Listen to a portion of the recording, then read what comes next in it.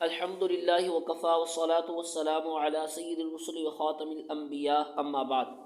محترم سامعین، جب صحابہ کرام رضوان اللہ تعالی علیہم اجمعین دوبارہ منظم ہو کر بنو حنیفہ پر حملہ آور ہوئے تو پوری وادی ایک مقتل میں بدل گئی۔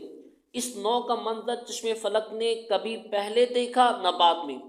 بنو حنیفہ کے لوگ بے جگری سے لڑ رہے تھے۔ انصار و مہاجرین نے شجاعت کی غیر معمولی جوہر دکھائے۔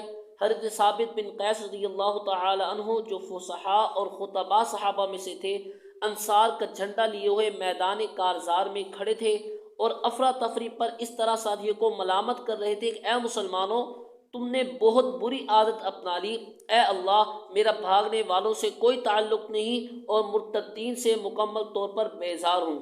ایک مسلمی نے حضرت ثابت بن قیس رضی اللہ تعالی عنہ کی ٹانگ کاٹ ڈالی تھی، لیکن ان کی شجاعت دیکھیے کہ انہوں نے اس کو وہی ٹانگ اس زور سے ماری کہ وہ جہنم واصل ہو گیا۔ پھر آپ نے ایک گڑھا کھودا اور اس میں اتر کر جھنڈے کو مضبوطی سے تھامے رکھا اور لڑتے لڑتے شہید ہو گئے۔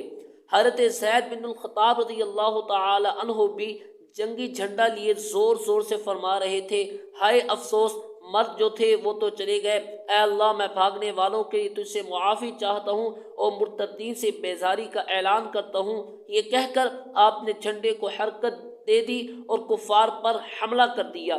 کفار کو مارتے مارتے آپ آگے نکل گئے، یہاں تک کہ آپ شہید ہو گئے۔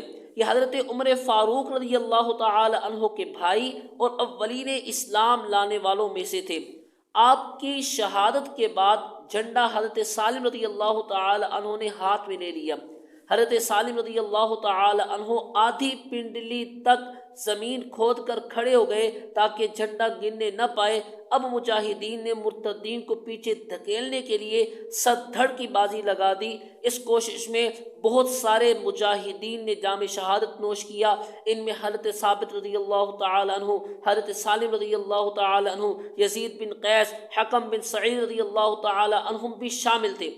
رافع بن خدیج رضی اللہ تعالی فرماتے ہیں کہ یمامہ کی لڑائی میں تلواریں ٹکرائیں، لوگ زخمی ہوئے، بازو کٹ رہے تھے اور سر اڑ رہے تھے۔ میں نے دیکھا کہ حضرت عباد رضی اللہ تعالی عنہ کی تلوار درانتی کی طرح ٹیڑھی ہو گئی تھی اور وہ گھٹنے پر رکھ کر اسے سیدھا کر رہے تھے کہ اچانک بنو حنیفہ کا ایک آدمی حملہ آور ہوا اور شمشیر زنی شروع ہوئی۔ میں نے دیکھا کہ وہی تلوار حضرت عباد رضی اللہ تعالی عنہ نے اس شخص کے سینے پر اس زور سے ماری کہ میں نے اس کے پھیپھڑے دیکھ لیے اور وہ آدمی مر گیا۔ لیکن دوسروں نے حضرت عباد رضی اللہ تعالی عنہ پر چاروں طرف سے حملہ کر دیا۔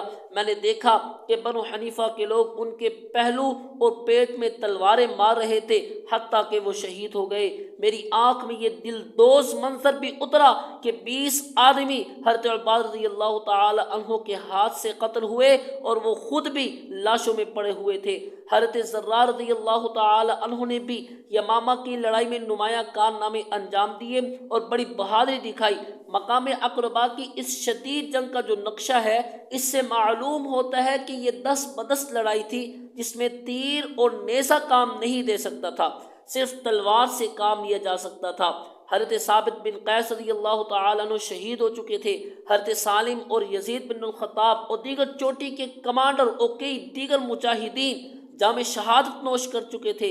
میدان کارزار میں پہلوان اب بھی قسمت آزمائی کر رہے تھے کہ اتنے میں میدان میں حضرت برہ بن مالک رضی اللہ تعالی عنہ آئے جو حضرت انس رضی اللہ تعالی عنہ کے بھائی تھے۔ ان کی ایک عجیب عادت تھی۔ وہ عادت کیا تھی اور آگے کیا ہوا، یہ انشاءاللہ اگلی قسط میں اللہ تعالی ہم سب کو ختم نبوت کی پاسبانی نصیب فرمائے۔ وآخر دعوانا